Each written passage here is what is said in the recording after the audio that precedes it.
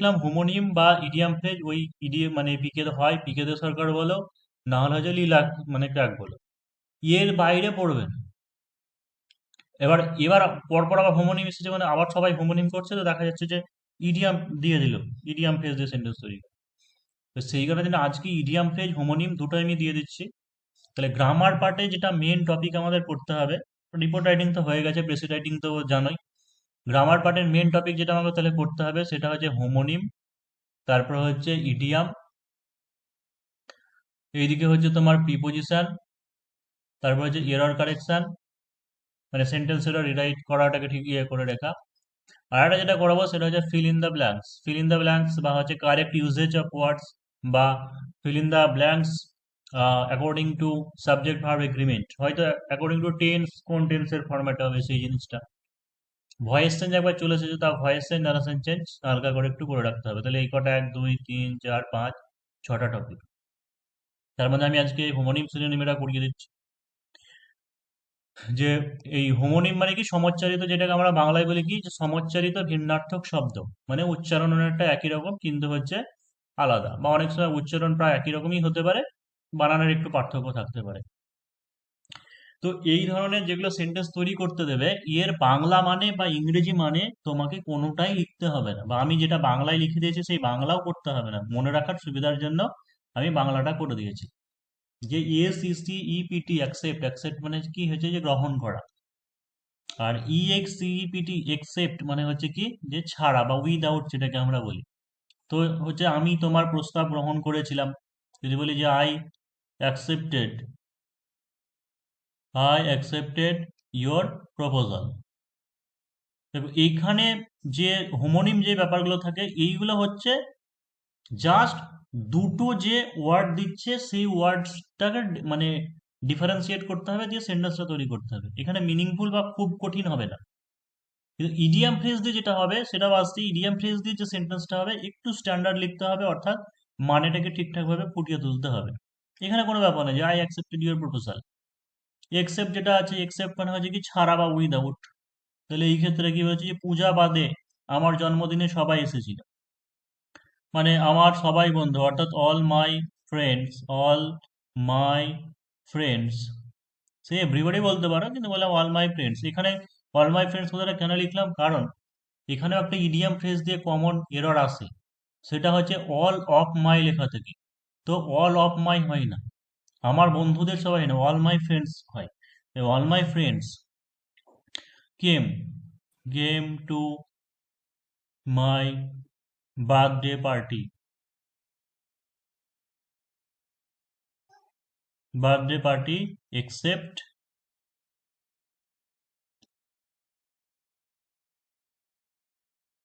Except পূজা।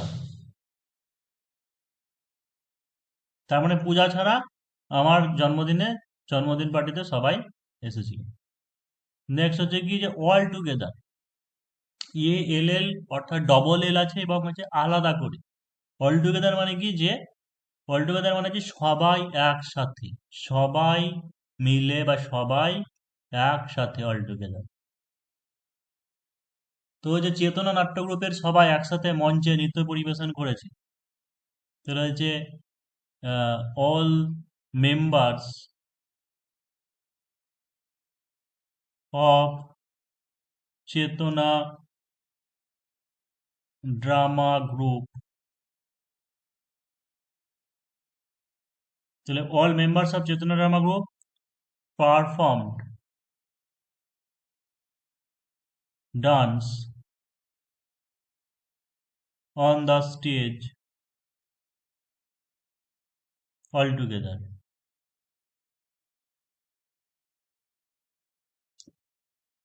আর ALTO একসাথে, কিন্তু একটা এল আছে, অল টুগেদার একসাথে এবং একটা এল হবে অল টুগেদার। এটা মানে কি হচ্ছে, যে পুরোপুরি ভাবে বা হচ্ছে entirely,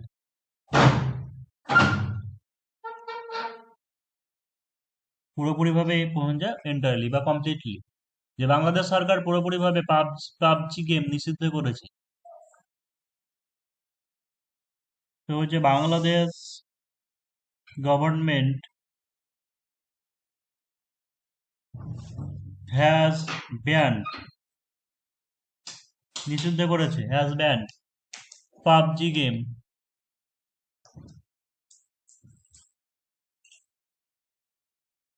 all together.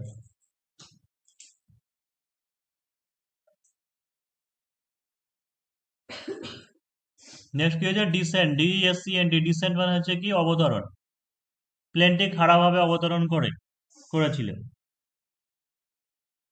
The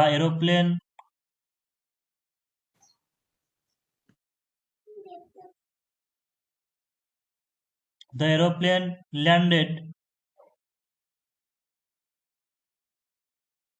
dissent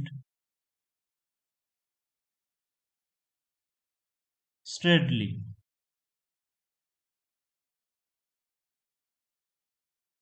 R ডিআইএসএসইএনটি dissent মানে হচ্ছে কি ভিন্ন মত দেওয়া, যেমন টু অপোজিশন পার্টিস ডিসেন্টেড, ভিন্ন মত দিয়েছিল, লেখা আছে। তারপর হচ্ছে লুজ, LEES, লুজ, লুজ মানে কি হচ্ছে হালকা, ঠিক আছে, এটা হালকা বা আলগা বলি আমরা, যে লুজ টাইট বলি যেরকম, সেই লুজ। জলের অণুগুলির বন্ধন হালকা, তো অণুগুলির বন্ধন মানে কি the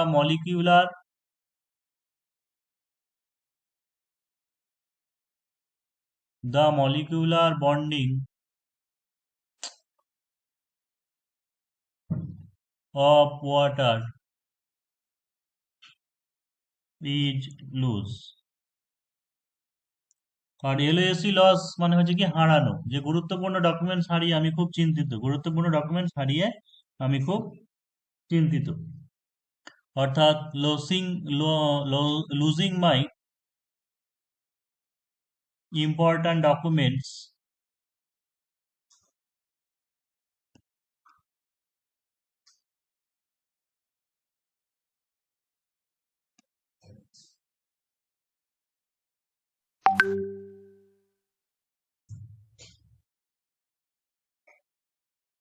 losing my important documents,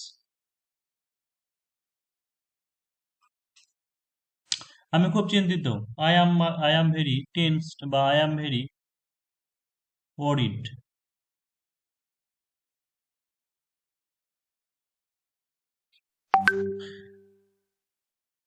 তারপর নেক্সট কি আছে যে কোয়াইট, কোয়াইট মানে হচ্ছে পুরোপুরি ভাবে, ওই যেটা এন্টায়ারলি যেটা বললাম, ঠিক আছে, ওই একই জিনিসই দেওয়া যাবে, যে বাংলাদেশ গভর্নমেন্ট বা India government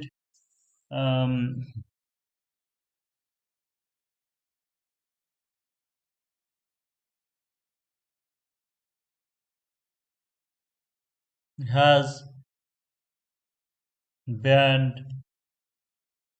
online game quite.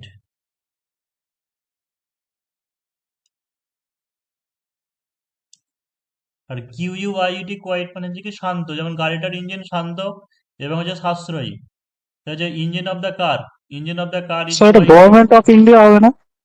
হ্যাঁ, মানে ইন্ডিয়া গভর্নমেন্ট থেকে গভর্নমেন্ট অফ ইন্ডিয়া হবে না? অসুবিধা নেই।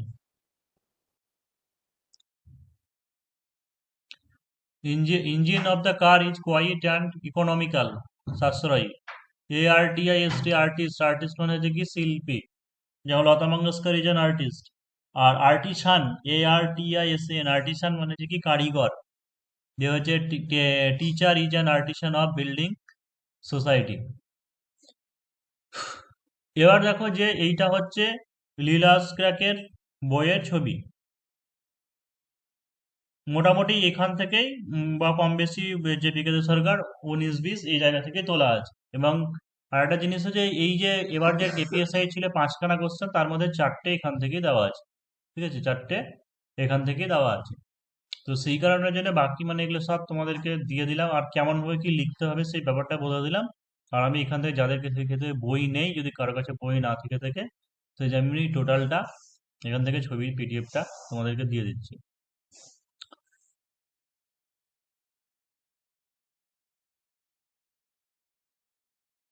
তাহলে এটা গেলে হোমোনিম।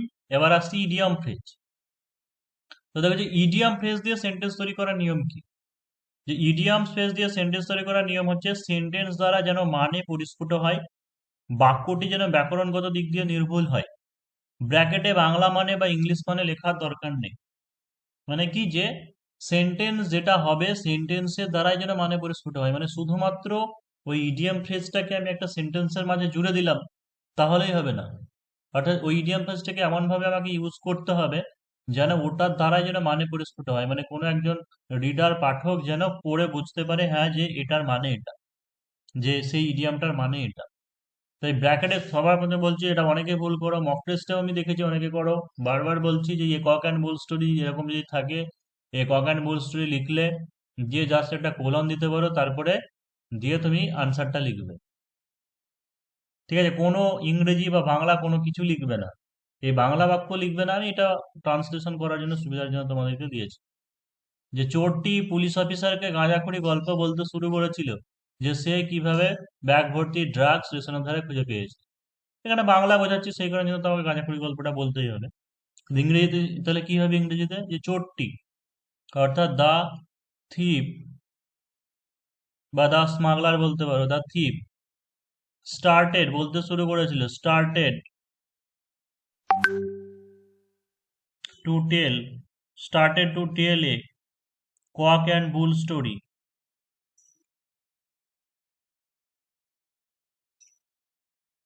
কিভাবে, হাউ হি ফাউন্ড, সে খুঁজে পেয়েছিল, হাউ। যদিও এই জিনিসের ক্ষেত্রে অত গ্রামাটিক্যালি করে না, তবুও এটা এটা পাস্টে মানে পাস্ট পারফেক্ট যেটা হয়, মানে এটা আগে যেটা ঘটে, তাই হাই হি হ্যাড লাগাতে পারো, যে হাউ হি হ্যাড ফাউন্ড ইয়ে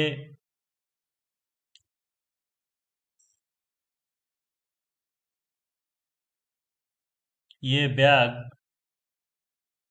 কন্টেন্ট উইথ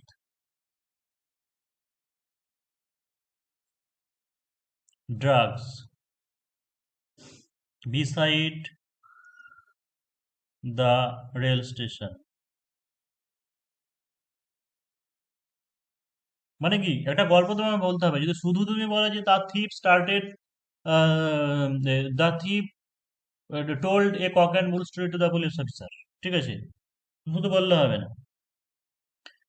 পুলিশ অফিসারকে বলছে the thief started to tell a cock and bull story to the police officer, এটা এখানে বলতে ভুলে গেছি, to the police how he had found a bags content with drugs beside the rail station, কিভাবে সে স্টেশনের ধারে মানে ড্রাগস ভর্তি, ড্রাগের সঙ্গে মানে এরকম একটা ব্যাগ সে খুঁজে পেয়েছে। তাহলে এবার তো বিশ্বাস হবে যে চোর ধরা পড়েছে, দিয়ে সে একটা গল্প শুরু করেছে যে স্টেশনের ধারে ব্যাগ পেয়েছে, তবে তুমি ফুল মার্কস পাবে। যদি শুধু এরকম করে দাও, নাম্বার তোমাকে দিতেও পারে, নাও দিতে পারে। হ্যাঁ, এবার ধরো আর একটা রকম করতে পারো, যে হয়তো বললে যে অমিত ইজ ভেরি ফানি, ঠিক আছে, Amit is very funny whenever he, বা হচ্ছে he tells always a cock and bull story, এরকম করে করলে কিছু হয়তো তোমাকে দিতে পারে। চাইল্ডস প্লে মানে বর্তমানে কম্পিউটার, চাইল্ডস প্লে মানে কি, অ্যান ইজি থিং, সহজ জিনিস। তো যে বর্তমানে কম্পিউটার চালানো খুব সহজ কাজ, কিন্তু এটি 20 বছর আগে খুব কঠিন ছিল। তাহলে এই যে কিন্তু কথাটা বললাম, যে কিন্তু 20 বছর আগে কঠিন ছিল, তার মানে কি এখন সহজ। তো কি বলবো, যে ইউজিং অফ কম্পিউটার বর্তমানে নাওএডেজ,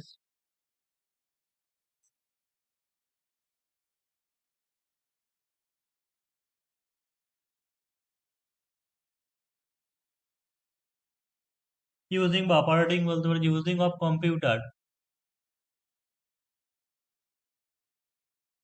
ইজ এ চাইল্ডস প্লে, কিন্তু but it was rather complicated before 20 years ago।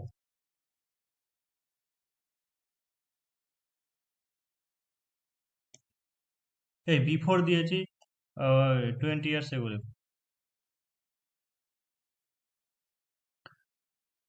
Next হচ্ছে বিগ শট, সোনু সুদ একজন বিগ শট পার্সন যাকে ইউএনডিপি হিউম্যানিটেরিয়ান অ্যাকশন অ্যাওয়ার্ড প্রদান করেছে করোনার সময় দুস্থদের সাহায্য করার জন্য। অর্থাৎ শুধু বিগ শট কোনো একটা বড় ব্যক্তির নাম বলে দিলে, ঠিক আছে, যে এ বিগ শট, সলমান খান যে বিগ শট, অমিতাভ বচ্চন যে বিগ শট, ফুল মার্কস দেবে না। কেন বিগ শট, সে তার এক্সপ্লেনেশনটা একটা দিতে হবে। বিগ শট মানে কি? অ্যান ইম্পর্ট্যান্ট পার্সন, তাই তো, অ্যান ইম্পর্ট্যান্ট পার্সন। আবারও কি বলছি, যে অ্যান ইম্পর্ট্যান্ট পার্সন, এই কথাটা ব্র্যাকেটে লেখার দরকার নেই, শুধুমাত্র সেন্টেন্সটাকে লিখবে। তাহলে সোনু সুদ, এটাকে বলা হয় অ্যাপোজিশন করা।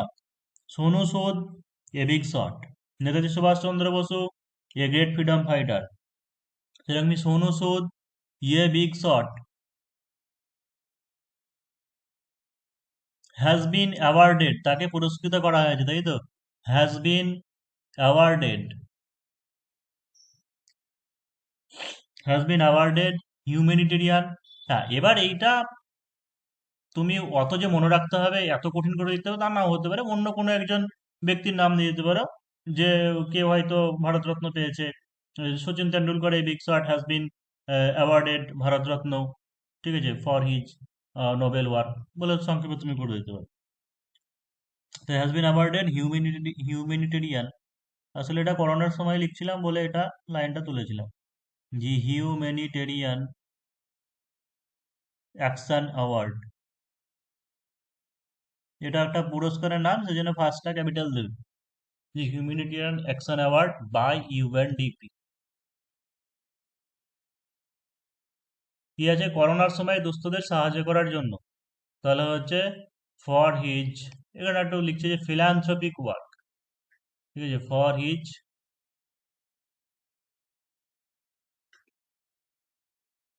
ফিলান্থ্রপিক ওয়ার্ক বা service during corona pandemic.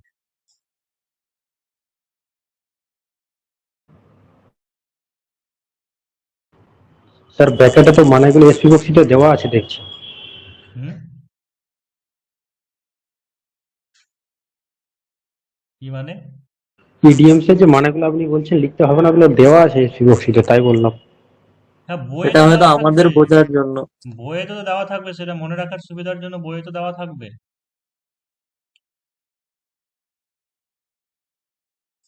Sir তাহলে হোমোনিমের মানেগুলো লিখবো না?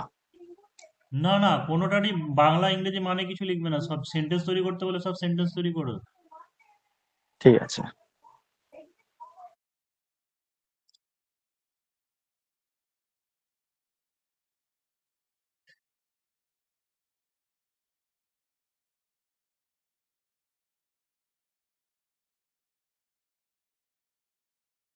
দেখো, যে যেটাই বলছো আমি শুধু জাস্ট মানে ক্লিকিং পাওয়ারটা তোমাদেরকে বোঝার চেষ্টা করছি। Tell me the matter in a nutshell. হ্যাঁ, অবশ্যই। দেখো, শুধু কেউ বললে যে টেল মি দ্য ম্যাটার কিছু ইন এ নাটসেল। এবার তুমি নাটসেলের মানে জানো, আমি জানি, বলে দিলাম যে নাটসেল মানে হচ্ছে ইন ব্রিফ, মানে সংক্ষেপে, বলে এটার মানে মানে বোঝা যাচ্ছে, কিন্তু বলো যে কেউ মানে জানে না, তাহলে যদি বলো টেল মি দ্য ম্যাটার, আমাকে গল্পটা বলো ইন এ নাটসেল, মানে জানি না, আমি জানি না, তুমি জানো না, তাহলে কি করে বুঝবো যে নাটসেল মানে এই কথাটার মানে সংক্ষেপে? স্যার বলবো স্যার, হুম, বলবো একবার। বলো বলো। Introduce yourself in a nutshell because we finish the interview in no time. হ্যাঁ, মানেটা ঠিক, ভাবনাটা ঠিক ছিল, কিন্তু সেন্টেন্সটা ভুল হয়ে গেল। বিকজ উই ফিনিশ দা মানে আমরা ফিনিশ করবো, তো তাহলে ফিউচার টেন্সে কিছু লাগাতে পারো, যে উই এটা তো শ্যাল। বলাই যায়, tell me the large story in a nutshell. হ্যাঁ, এটা তো সেটা করতে বলতে পারো। পারো। তা তো দেখো, যে tell me the matter in a nutshell বললে, তাই তো, কেউ, তাহলে আমি যদি জাস্ট কথাটা লাগাই, যে শুধু, জাস্ট মানে কি শুধু, তাই তো, তাহলে শুধু আমাকে গল্পটা বলো বড় করে, তাহলে কি হবে? তো Just আমরা tell কখন me the বলি, যে matter in a সংক্ষেপে বলি। nutshell. আবার যদি এতটুকুতে যদি পরিস্ফুট না হয়, তাহলে এর সঙ্গে আরেকটুকু অ্যাড করে দিতে পারো, যে just tell me the matter in a nutshell because, Hurry. ঠিক আছে, I have no enough time, because আমার কাছে যথেষ্ট সময় নেই। অফ লিসেনিং, শোনার, একটুকু অ্যাড করে দিতে পারো। এই জিনিসটাকে শুধু ধরতে হবে তোমাকে, তাহলে এবার বলে যে ইন এ নাটসেলের মানে কেউ জানে না, তাহলে এই সেন্টেন্সটা পড়ে সে বুঝতে পারবে কি পারবে না যে ইন এ নাটসেলের মানে হ্যাঁ এটা যে সংক্ষেপে। কারণ প্রথমত একটা জাস্ট আমি অ্যাড করেছি যে শুধু আমাকে গল্পটা বলো, তারপরে আবার বলেছি কি যে কারণ আমার কাছে যথেষ্ট সময় নেই শোনার। তাহলে যথেষ্ট যদি সময় না থাকে তাহলে নাটসেল মানে কি, তাহলে নিশ্চয়ই বড় করে বলতে বলছে না। এটা একটা উদাহরণ দিয়ে বললাম যে এই জিনিসটা তোমাকে বুঝতে হবে তাহলে।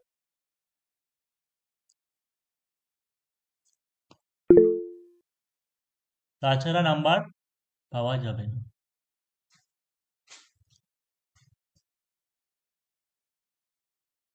এবার এখানে করা আছে আমি বলছি, ঠিক আছে, বলে দিচ্ছি এখান থেকে দেখে দেখে, মানে এবার নিজেরা একটু পড়ে নেবে যে আচ্ছা তা ইম্পর্ট্যান্ট আমি যদিও দেখো যে ইম্পর্ট্যান্ট বলে আর কিছু হয় হবে না, কারণ কোনটা কি দেবে বুঝে বোঝা যাচ্ছে না। কারণ এই কটার মধ্যে যেটা আছে এই কটা সব কটাই করতে হবে, ঠিক আছে, এখানে হোমোনিম কটা দেওয়া আছে আর ইডিয়াম ফ্রেজ। তবে ইডিয়াম ফ্রেজের ব্যাপারটা কি বলতো, এখানে সব সেন্টেন্স গুলো না ঠিকঠাক দেওয়া নেই, এটা একটা ব্যাপার। এবার